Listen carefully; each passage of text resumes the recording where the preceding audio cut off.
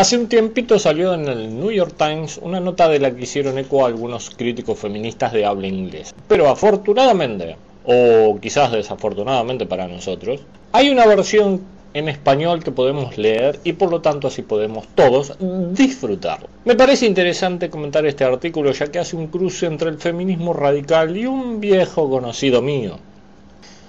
Y debido a que utiliza psicoanálisis, creo que puedo dar una respuesta más completa al artículo y mostrar además aquellas partes que el autor no nos muestra, como la que dice Freud sobre la sexualidad femenina, cuando empieza a hablar del complejo de Edipo femenino. Una aclaración antes de empezar para los que no me lo conocen. El que sepa de psicoanálisis no me hace un partidario de él, de hecho, porque lo conozco, no soy partidario. Es una pseudociencia, algo sin valor, más similar a una religión que a una ciencia, y me opongo firmemente a él. Dicho esto, vamos a entrarle al artículo, porque es largo y hay mucho que decir. Después de varias semanas de destape de escándalos de abuso, los hombres se han vuelto literalmente inverosímiles. El artículo está motivado por la escalada de acusaciones de acoso sexual que se dieron recientemente sobre varias figuras reconocidas, predominantes o bien importantes en el ambiente de Hollywood. Oleada de acusaciones que comenzó con Harvey Weinstein y parece aún seguir. Por lo visto, el autor considera que Hollywood es una muestra representativa para juzgar a todos los hombres del mundo, específicamente una muestra de la naturaleza sexual agresiva de todos los hombres. Lo que cualquier hombre pueda decir sobre política de género y cómo trata a las mujeres son fenómenos separados, no tienen relación entre sí, o sea, entre lo que dice y lo que hace. Sean liberales, conservadores, feministas, misóginos, lúcidas, incultas, actuales, anacrónicas, estén en el Fox o en el New Republic, las opiniones expresadas por un hombre no se relacionan de ningún modo con su comportamiento. Dicho de otra forma, está llamando hipócrita a todos los hombres, pero no porque quieran serlo, sino porque no pueden evitar hacer cosas que contradigan lo que dicen o pretenden hacer. Algo así como una especie de hipocresía involuntaria. Como insinúa, la naturaleza masculina es tal que incluso la buena voluntad expresa y decidida no es suficiente. El hombre se comportará como un hombre aunque no lo desee. Su naturaleza lo tomará por sorpresa y terminará abusando de alguna mujer en alguna forma. En términos generales, la serie de revelaciones que van desde el actor Bill Cosby y el ex ejecutivo de medios Roger Ailes hasta el productor de cine Harvey Weinstein, el comediante Louis, el senador y comediante Papapa, Charlie Rose, Sharon Carter de Pixar, ha obligado a los hombres a confrontar aquello en lo que más odian pensar, la naturaleza de los hombres en general. Pues bien, visto el concepto general del artículo, lo que propone es algo así como el mito del pecado original. Al nacer hombre llevas contigo una fuerza violenta, agresiva y sexual. Llevas el pecado en ti mismo. El pecado, supongo, de haber nacido hombre blanco, heterosexual y en edad reproductiva sin discapacidades. En esta ocasión, las acusaciones no son contra algún maestro de geografía perturbado ni un muchacho de una fraternidad al que no han refrenado en una universidad de algún pueblo del sur. Son acusaciones contra hombres de muy distintos tipos, con distintas sensibilidades y lo único que los une es lo grotesco de su sexualidad. Pues bien, el autor está ignorando claramente lo que tiene justo enfrente. Quiere presentar que estos casos de Hollywood son tan variados y diferentes que lo único que los une es que son todos hombres.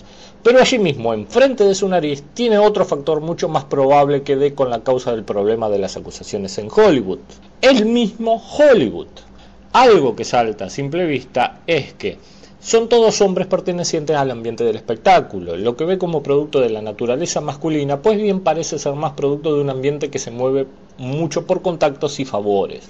Las elecciones de casting se basan más en apreciaciones subjetivas, que bien pueden ser forzadas o alteradas por favores de diversa índole. Así se crean personas con poder y recursos para someter o pedir favores a otras personas para lograr lo que quieren. También personas dispuestas a ceder para lograr el beneplácito de estas personas con poder, para obtener algo de fama o reconocimiento en el medio. Dicho de otra forma, hay personas que tienen y personas que quieren. Lo que digo es que el mismo ambiente puede ser un caldo de cultivo para abusadores. Los abusadores pueden verse atraídos por este ambiente, o bien el mismo ambiente facilita que se desarrollen las tendencias de estos abusadores o que la despierten en algunos. No digo que estos hombres sean inocentes o estén exentos de responsabilidad, les cabe toda la culpa de los casos en que se demuestre. Lo que digo es que el ambiente de espectáculo es un lugar donde con más probabilidades vamos a encontrar acosos, donde mayor densidad de abusadores podríamos encontrar. Difícilmente sea Hollywood una muestra representativa del comportamiento de todos los hombres, o sea, la proporción de abusadores puede ser desmedida en Hollywood, por lo cual no es representativo de los demás ambientes y del comportamiento de otros hombres. Incluso se pueden ver algunos casos de mujeres abusadoras en el ambiente de Hollywood, lo que lleva más a pensar en un ambiente facilitador que en una naturaleza masculina sexual agresiva. Parece un poco más complejo que decir que estos casos son simplemente porque los hombres son hombres. Los hombres llegan a este momento de ajuste de cuenta extremadamente desprevenidos. Un segundo, ¿estas denuncias son por venganza? ¿Las mujeres denuncian no para buscar justicia o prevenir posibles futuros ataques, sino para buscar venganza? Interesante. Pues bien, sigamos. La mayoría de ellos se muestran estupefactos ante la realidad de la experiencia vivida por las mujeres. Casi a ninguno le interesa o está dispuesto a tratar de resolver el problema de fondo en todo esto, la usualmente fea y peligrosa naturaleza de la libido masculina. Como decía antes, para este autor, todo se resume en que los hombres tienen una naturaleza fea y peligrosa. Y nótese aquí la palabra clave que usa, que es líbido. Es en donde todo el artículo descansa, pero antes de llegar ahí daremos una desviación por el feminismo radical.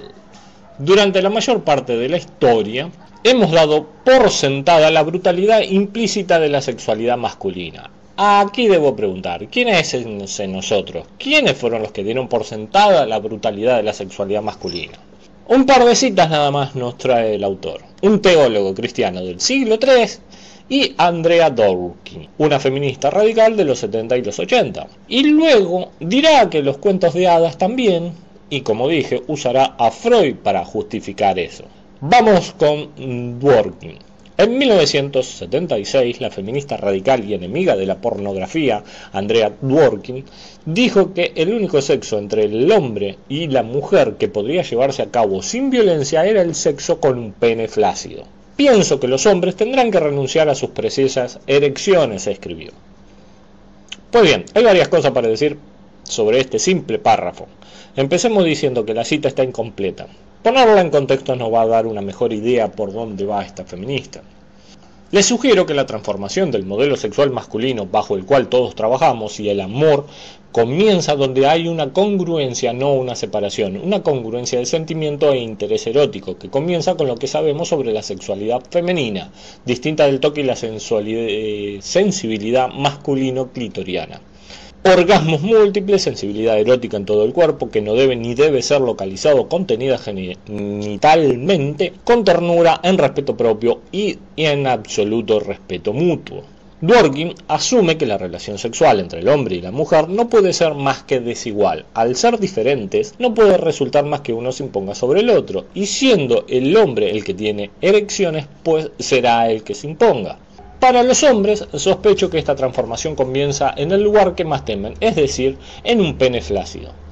Yo pienso que los hombres tendrán que renunciar a sus preciosas erecciones y comenzar a hacer el amor como lo hacen las mujeres juntas. Esto es lo que dijo en esa cita del autor. El hombre debe renunciar a su sexualidad y debe cambiarla por una femenina, pero no se refiere solo a tener sexo en forma respetuosa, puesto que se está centrando en el pene erecto. El hombre debe rechazar toda la funcionalidad de su pene, incluso si no estuviera erecto se lo tildaría de falocéntrico, que es exactamente lo que luego hace. Estoy diciendo que los hombres tendrán que renunciar a sus personalidades falocéntricas y los privilegios y poderes que se le otorgan al nacer como consecuencia de su anatomía, y que tendrán que pagar impuestos especiales. Básicamente lo que creo que les pide a los hombres es que tengan sexo lésbico. El coito debe ser dejado de lado por una sexualidad vivida y experimentada como las mujeres la experimentan, y aparentemente esa experiencia es superior a la sexualidad violenta y degradante del hombre. ¿Por qué es degradante para la mujer? Aparentemente porque el hombre tiene un pene, ha nacido pecador, pero no solo eso, sino que tiene una herramienta pecadora. Y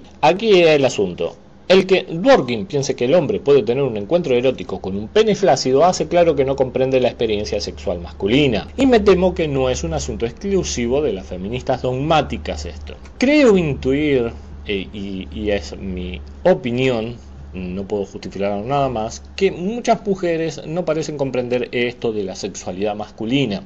Dworkin, como muchas mujeres, parecen suponer que el hombre tiene un control consciente sobre sus erecciones, cuando en realidad son actos reflejos. El hombre no las maneja a voluntad, puede provocarla o tratar de obstaculizarlas, pero que la erección se produzca no depende de él. Si una erección surge o no, no será por voluntad directa del hombre.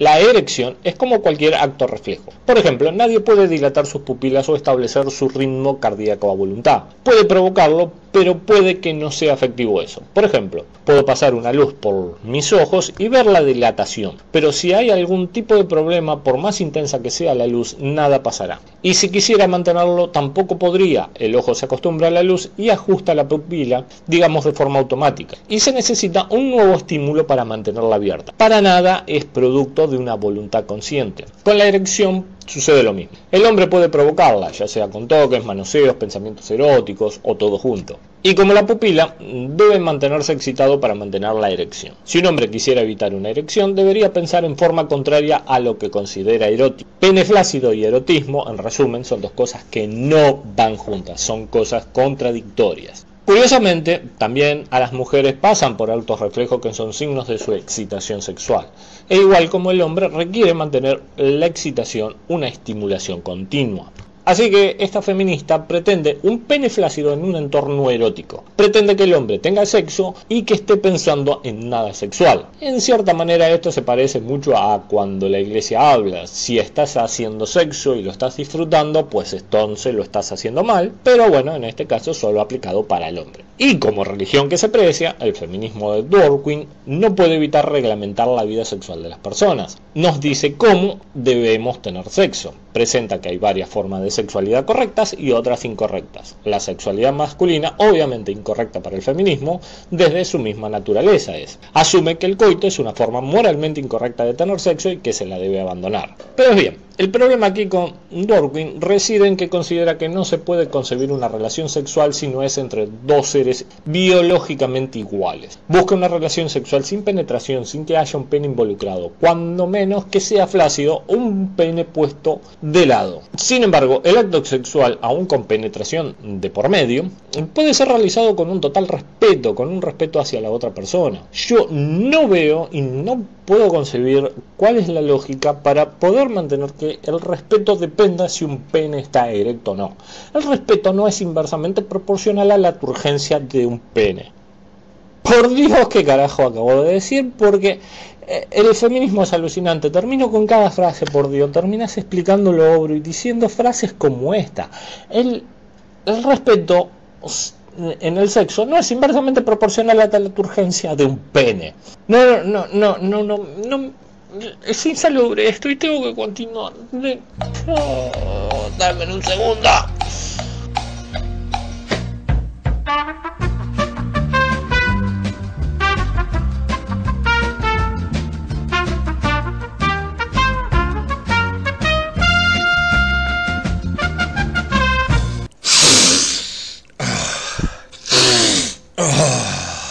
Mucho mejor.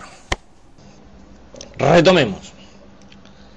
Por si quedan dudas de que todo esto se trata del pene y no de su género o de alguna actitud machista o cosa similar, recordemos este fragmento. Estoy diciendo que los hombres tendrán que renunciar a sus personalidades falocéntricas y los privilegios y poderes que se le otorgan al nacer como consecuencia de su anatomía, que tendrán que pagar impuestos especiales. Esto deja claro que Dworkin hace una relación directa entre el tener pene y ser hombre. No es nada de género, actitud asumida o lo que sea. Pene es un hombre. Los privilegios y poderes del hombre nacen de su anatomía. Aquí es clara la relación entre anatomía y privilegios y personalidad. Todo va alrededor del pene. Va alrededor de la anatomía y no del género. Y sí, Darwin pedía que los hombres paguen impuestos por tener un pene. Pero bien, resumamos un poco hasta ahora. Según Darwin, el pene erecto es un obstáculo para una relación sexual respetuosa. Incluso, como diría el autor, una sexualidad fea y peligrosa. Así que se necesita un pene flácido. Se debe sacar al pene de la relación sexual. Como decía, sexo lésbico para hombres. En serio, llego a cada idea con el feminismo. Llego a cada idea con el feminismo. Sexo lésbico para hombres. Pero no se puede sacar el pene erecto de la experiencia sexual masculina sin que deje de ser masculina, como no se sacaría el clítoris de la experiencia femenina. Por lo que la erección es un obstáculo insalvable para una sexualidad respetuosa para la mujer, una sexualidad sana y que tenga en cuenta a la mujer. A menos que... Es una creencia ampliamente difundida que en el siglo III después de Cristo, el gran teólogo católico Origen, quien analizó más o menos el mismo principio, se castró a sí mismo. Repito, quien analizó más o menos la sexualidad masculina se castró a sí mismo. Según Darwin, el pene erecto no solo es superfluo, sino es un obstáculo para una relación sexual sana. Así que la castración en este punto se hace una opción viable y según el autor parece ser una decisión sensata, por lo que trae este caso. Al parecer, Orígenes, dependiendo de la traducción, reflexionando sobre su masculinidad, decidió castrarse. Esta es una idea como la de sacarle todos los dientes a un perro, no porque haya mordido alguna vez, sino por la posibilidad de que pueda morder. Ante lo incontrolable y peligrosa sexualidad que vivía Orígenes, este decidió quitarse todos los dientes antes de dañar a alguien. Pero, un pequeño, ínfimo, minúsculo detalle que se ha pasado por alto en la historia de la castración de Orígenes. Nada de eso es cierto. Según Eusebio, un historiador, Orígenes se castró para la gracia de Dios. En este tiempo, estando ocupado en el trabajo de la catequesis de Alejandría, Orígenes lleva a cabo una hazaña que sí demuestra un ánimo inmaduro y juvenil. Ofrece a la vez una prueba rotunda de fe y continencia. Efectivamente, tomando muy a la letra con ánimo bastante juvenil la frase «Hay eunucos que se castraron a sí mismos por el reino de los cielos» y pensando por una parte cumplir así la palabra del Salvador, pues bien, aquí justo es la razón de la castración, no puede ser más clara, es la interpretación literal del versículo 12 de Mateo 9. Porque hay eunucos que nacieron así del vientre de su madre, y hay eunucos que son hechos eunucos por los hombres, y hay eunucos que se hicieron a sí mismos eunucos por la causa del reino de los cielos. El que pueda ser capaz de eso, séalo. Y Orígenes, siendo capaz de hacerlo, pues lo hizo. Cumplió la palabra de Dios al pie de la letra. Entre los 22 y 26 años, Orígenes se castró a sí mismo. Pero Eusebio todavía nos dice un segundo motivo, el cual creo que es más interesante, aunque sea más útil. Y por otra parte, con el fin de evitar entre los infieles toda sospecha y calumnia vergonzosa, puesto que siendo tan joven trataba de las cosas de Dios, no solo con hombres, sino también con mujeres, se decidió a poner por obra la palabra del Salvador, cuidando de que pasara inadvertido a la mayoría de sus discípulos. Al dedicarse a la enseñanza del catecismo a mujeres, estaba expuesto a habladurías y principalmente a falsas acusaciones de sus opositores. La castración pues no sería para proteger a otros de su propia sexualidad masculina agresiva, sino que servía de protección de las acusaciones falsas de los otros. No era para proteger a los demás, sino para protegerse a sí mismo. No fue el analizar la masculinidad lo que lo llevó a castrarse. Tampoco fue una forma de evitar caer en tentación y abusar de alguna de sus estudiantes. No fue más que una medida defensiva contra falsos testimonios. Y ya que estamos en religión, aquí no estaría mal recordar un mandamiento de esos 10, ¿no? Ahora me pregunto, ¿el autor estaría insinuando que estos acusados deberían haberse castrado de antemano para evitar las acusaciones? ¿Estaría de acuerdo con esta idea? Orígenes se castra para evitar ser acusado falsamente. El entorno tóxico en el que se movía hacía de la castración una medida defensiva, no una medida protectora de los demás, sino una medida defensiva contra falsas acusaciones. Pues bien, el autor hasta aquí planteó el problema. La sexualidad masculina es el problema de fondo de todas las acusaciones y denuncias que está sufriendo Hollywood. Y también nos ofrece una posible solución, la castración. Luego nos meteremos en los terrenos del diván propiamente dicho. Nos meteremos en esa parte que intenta justificar y mostrar a su vez lo agresiva, peligrosa y poco sana que es la sexualidad masculina. Pero obviamente malinterpreta a Freud, pero también, y más interesantemente, evita hablar de la sexualidad femenina, que justamente para Freud es casi igual que la sexualidad masculina, solo que el complejo de Edipo para Freud pasa por otros lados, toma otros caminos para la mujer, como por ejemplo que las mujeres quieran acostarse con sus padres tratando de tener un hijo con ellos y a la vez eliminar la competencia de sus madres. Así que por el momento se despide alguien que no es feminista, pero no por eso es un patriarcal y tampoco es un divanista. El diván es una religión, lo repito, y vengan de a uno.